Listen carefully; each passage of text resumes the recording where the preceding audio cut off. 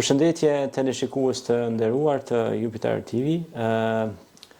Nga shumë takime të ndryshme që kemi pas deri më tani në fushat e letërsisë, historisë, sipërmarrësisë e kështu me radhë, kësaj radhe në studio kemi një musafir të veçantë, është pra fjala për avokatin Borem Halili. Mirë se keni ardhur.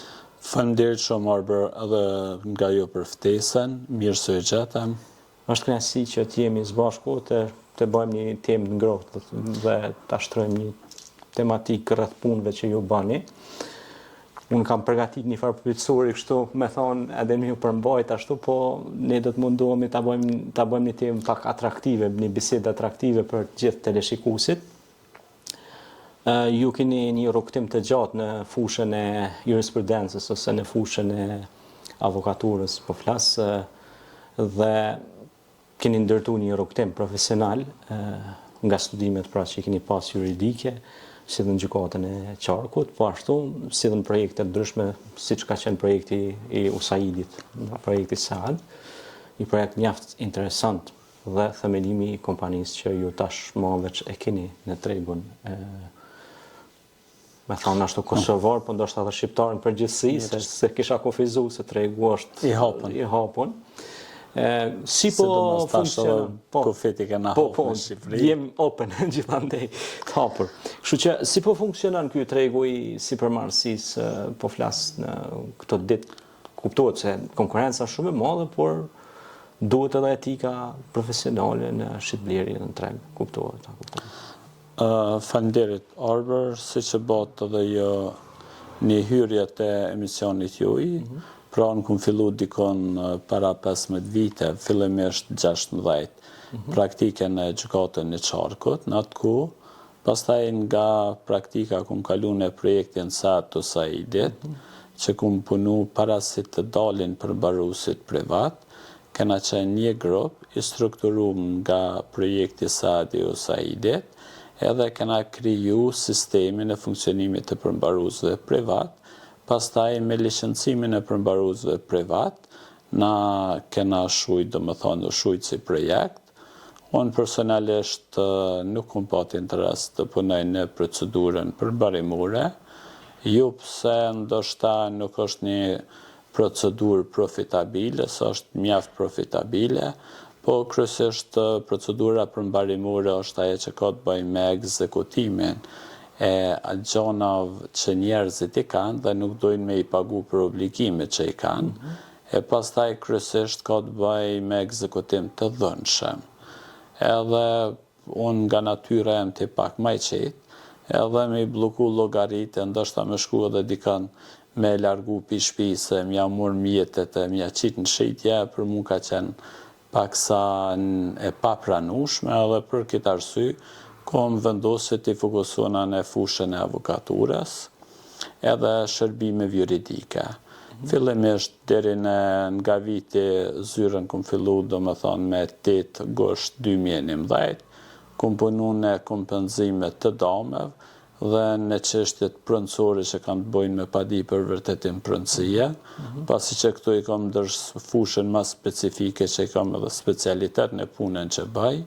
Pastaj tutje nga viti 2016 jam licencuar edhe si avokat pranë Odës Avokatëve të Kosovës, profesion që është trej deri më tani, nga koha për paralelisht me, domethënë, kur kom fillu në 2011, ku më shtru njëkohësisht edhe një veprimtari që ka të bëj me shitblerjen e patundshmërive, që është agjencioni Access Real Estate, edhe departamenti ligjor që është Access Law Office. Tani momentalisht kem një staf për 20 personave që jenë një pjesë ka patundshmërit, një pjesë ka shërbimet juridike. Si e shef këtë tregun e bashkëpunimit mes sektorit publiko-privat, po flas kështu, sa është në konditat e veta ky bashkëpunim, apo çalon, apo si e shef? Fatmirësisht kena pak një avancim këtë drejtim. Mendoj që shoqëria ka nisë të vedisohet që për ta ushtruar një profesion dhe ta kryer një punë, duhet të mësojnë çish duhet bëj ajo punë, çish duhet të realizuar ajo punë në praktik dhe çish duhet finalizu, e jo për të qenë aty ku dëshiron me qenë, vetëm që qenë me gjetë lidhje, sepse në të kalumen ka qenë pak në rast se nuk e patë lidhje edhe njëri përmes qoftë farefisit ose miqësisë, ka qenë pak problematike të kalohet në pozitat të ndryshme, por tash fatmirësisht ky sistemi i komunikimit është bërë dhe tash sidomos viteve të fundit, masi janë hek vizat shumë pirinis po dalin edhe jashtan, edhe po kanë mundësinë me punu dhe në shtetet të ndryshme dhe njerëz që po japin kontributin nga vetja për ato që ka jenë aftësu në fushën e tyne, nuk po kanë problem me gjithë veten edhe jashtë edhe në Kosovë, besoj që kjo ka ndihmu shumë edhe tregun kosovar edhe rinin. Nga lindi kjo ideja e kompanisë Access, si e keni, domethënë, si ju erdhi si ide, po flas kështu, ky emër ka qenë interesant, domethënë Access me akceptua, po si me si lindi si ide, po flas kështu. Po, shumë e qelluar. E kam menduar këgja thellë, pasi që në kisha ambicje ta hapi një kompani e cila do mirrej njëkohësisht edhe shërbimi juridik edhe patundshmëri, dëshiroja gjej një emër e cila paka shumë është i qasshëm në të dy fushat. Po paka edhe kohëve të fundit, sidomos 2 dekadat e fundit, duhet bëjmë real që emitimi i emrave në anglisht është bërë si goxha rutinë, si në Ballkan dhe kuda, edhe ty pat parasysh që qëllimi kishte të bënte me një fush ku duhet ketë mosha të ndryshme, nëse do të vendosë ndonjë emër më të komplikuar do të ishte pak problem edhe të shqiptimit tina, ndërsa emri Access në shqip nuk është shumë problem për të shqiptuar e para, ndërsa e dyta është një emër që kuptohet qasje në patundshmëri dhe qasje në drejtësi. Edhe i kam emëruar si Access Law Office edhe Access Real Estate. Në fushën e avokaturës, po flas si avokat që jeni me përvojë, cilat kanë qenë në jetën tuaj, në karrierën tuaj deri më tani problemet më të shpeshta që i kanë pas shqiptarët në përgjithësi, po flas. Po çështjet pronësore në Kosovë janë këgja delikate. Fatkeqësisht deri më tani Kosova nuk ka dhe kod civil, e cila do t'i rregullonte. Janë të rregulluar me ligjin mbi pronësinë dhe të drejta tjera sëndore, po ky ligj nuk i përmbyll gjitha fushat, ndërsa kemi fusha që munges ligjore të ligjit që i rregullon, duhet pastaj të shkojnë edhe në rrugë ligjore, gjyqësore, për të bërë bartja dhe regjistrimi e tyre në bazë të titullit ekzekutiv që është akt gjykimi. A ka probleme të mëdha, po flas pronësore, duke u nis nga historia jonë si entitet, si histori e kombit tonë përgjithësi, sepse përpara tash po e kalojmë si në humor, kur ja ka ble, për shembull, kojshis tokën, i ka thonë të kos për herë toka, e ka cak dorën. Mirë, po nuk ka pas një letër diku të shkrume, dhe tash për shembull ti ishe shumë lagje në Prishtinë, këtu ku jemi tash për momentin, ndoshta edhe këto bloqet kënej banesore janë veç të regjistruar tek avokati me proces gjyqësor, mirë, po nuk kanë fletë proceduese, ose nuk kanë problem. Tash dule edhe një ligj tash që e pa shfrytje që të në për çështjen e fletës proceduese, certifikatën e pronësisë që është për me apliku për legalizim, për fatkeqësisht po këto përveç që është ky problem në Kosovë është edhe një problem tjetër që ka të bëjë edhe me regjimin e kaluar, që ka udhëheq tek ne, sepse në shumë raste i ka bën ndrrim të toka pa dëshirë. A ka qenë ky qëllim shumë fal që po them? Patjetër. Sepse ata i kanë marrë në atë kooperativat edhe shteti kudo që personat shqiptarët kanë pat në vendet e mira, edhe ju ka erdhur diku në vende të thella, pastaj ata nuk i kanë liru ato pruna, ndërsa në aspektin formal ja ka bë bartjen aty në prunav, edhe atë prunë ka kalu në emën të shtetit, edhe prunën e tij ka pëzojmë shtetin, ndoshta ja ka qitë një vend ku është të thellë, gjatë që kemi raste që edhe ata vetë nuk kanë qenë asnjëherë në prunën e tyre. Tash, siç e them më herët, na edhe nuk e kena pat një kulturë nga kalumja që ti respektojmë shumë formalitetet. E në raste të caktuara ata kanë jetuar me dekada dhe me shekujnë ato pruna, kemi raste me qindra vjeç që jetojnë, po pruna fatkeqësisht ndodhet në emën të institucione publike. E tash me ligjin tonë në Kosovë është e rregulluar edhe te fitimi i parashkrimit. Nëse pruna është në prunë private, me të kalimin mbi 20 vjet fitohet me parashkrim fitues. Ndërsa po ky rregull fatkeqësisht vlen vetëm te pruna private, jo dhe te ajo shoqërore. Ndërsa te kjo shoqërore ajo nuk parashkruhet. Në rastin konkret, ai edhe pse ka me qindra vjet, nuk mundet me kthy prunën që ja ka marrë dikur shteti.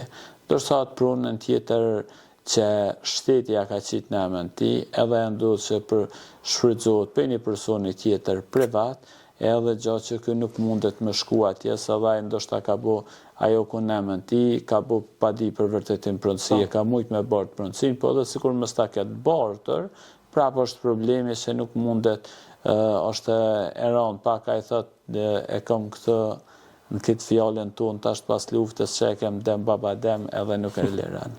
Po, sepse më kujtu një fjalë kur ishe duke folur që unë kam pas lexuar para shumë vitësh drejtën rëmake, mi jep një fakte të ndaj drejtësinë, dokumentat, kurse ne si historian që jam, themi një historian i njohur Leopold von Ranke thot pa dokumenta s'ka histori. Prandaj kjo është një problem se dokumentacioni kur nuk është si duhet, e pikërisht tash vjen një pyetje në lidhje me ditët e sotme me dokumentacionin e një pronësie. Çfarë gabime bëjnë më shumë ti sot qytetarët ku duan me blejnë një banesë ose një pronë që ju i keni hasur domethënë në fushën e notarisë, në fushën e avokatarisë, domethënë që bën gabime të shumta, pastaj ndjeken nga ligji se ju i takoni edhe drejtës penale dhe jeni eksperti penales. Po, sa i përket çështjet vetëdijësimit duhet jemi shumë të sinqert, ka filluar me ndryshu kjo, ka filluar njerëz me kuptu që është mirë paraprakisht të ketë konsult me një avokat të natyrës që e kupton kur do të blejë një prunë, ndërsa në të kaluarën po s'do të thotë që edhe tani nuk kemi raste ku njerëz blejnë prunë me mbi 100.000 euro, 200.000, edhe nuk konsultohen paraprakisht me një avokat të fushës adekuate. E në rastin konkret, pastaj një konsult se ndoshta do të jeshte një kost të 100-200 euro, mund të qenë një investim të gabuar me qindra mijë euro. E kështu që kemi raste ku e ka bler një prunë e cila nuk është e regjistruar në kadastër, për shkak që ka qenë e regjistruar në tatimin prunë në rrymë ojt në Betorinat, dhe ai ka menduar që është duke bler një prunë që është me dokumentacion të kompletuar, po faktikisht në kadastër ose në sistemin kadastral nuk ka qenë e regjistruar, e gjatë që baza e njoftit titullit të pronësisë është regjistri kadastral. Ndërsa sa i përket tatimit edhe këtyne të tjera mund t'i vendosen kujde që ka në shfrytëzim punë. Sot kem shumë të ri që bojnë të ravrap, po maj mend edhe kur kam qenë vetë studime që duan me studiu në fakultet juridik, me u bë jurista. Çfarë thirrje ju kishe bë këtyne trive, po flasin për gjësi, si unë shpesh herë ka herë dhe bëj shakome, të them, a doni më bë krejt avokata, si është problemi? Që në njoni për ka fizikë. Unë e kom ndru një 3 fakultete vetë, para si me vendos me përfundu juridike. Të na fatkeqësisht e kalumja nuk kanë qenë të afërt edhe prindrit me fëmijët në të kalume, nuk kanë bisedu shumë, nuk janë mundu prindrit me kuptu fëmijët tyre nga ka ambicie. Pastaj kisha sugjeru prirjet po, i kisha sugjeru kujde që ti sugjeron me studiu fëmijët tyre aty ku shohin që ai ka ambicie, sepse nuk duhet me çu dikon pse mendojmë që një profesion është fisnik ose profitabil me studiu, në rast se ka shku dikush me studiu një juridik, edhe nuk ka ambicie, nuk e ka synimin me pat parasysh pse po studian, çka mendon me bu pasi ai ta kryen çat fakultet, qoftë me da drejtësi si gjyqtar, qoftë me e ndjek krimin si prokuror, ose qoftë me e mbrojt të pafajshmin si avokat, nëse s'ka këtu ambicie, apo draftimin dhe përpilimin e shkres avakteve juridike të ndryshme, është mirë mës me marrë atë fush, ma mirë është në rast me marrë një fush ku aje ndin veten që mundet me kry me kënaqësi edhe me ndire. Sot po flasim për etikën profesionale në ditët e sotme, duke u nis nga udhëheqësit tanë deri në parlamentet deri poshtë, po flas. Sa ka një kod etik të sjelljes të elektokratëve që ne kemi zgjedhur, po flas te elektokracia në këtë rast, njerëzit që ne kemi zgjedhur, sa ka një kod etik dhe sa ndiqet kjo në përgjithësinë e avokatit për në shoqëri kur i cenohet të drejta, për shembull, qoftë një qytetar që ka drejt, qoftë private ose publike, po flas. Fatkeqësisht këta kom debatuar edhe në për emisione të ndryshme. Jena të vedeshëm se kanë ndryshu shumë